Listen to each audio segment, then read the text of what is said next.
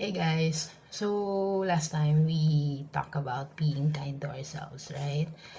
Like giving ourselves grace through the ups and downs.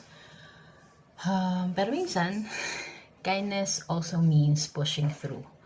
Yung tipong kahit pagod ka na, you still show up, right? And that's what I wanted to introduce, what we call grit. Grit is showing up. It's choosing to keep going kahit ang hirap na. Diba? It's that quiet strength that whisper, just one more step. Diba? So it's not being about being the fastest, the smartest, or even the strongest.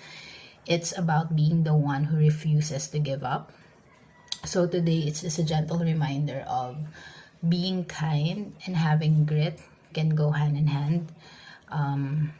Tahimik man minsan, but grit is so powerful, especially when you do it consistently.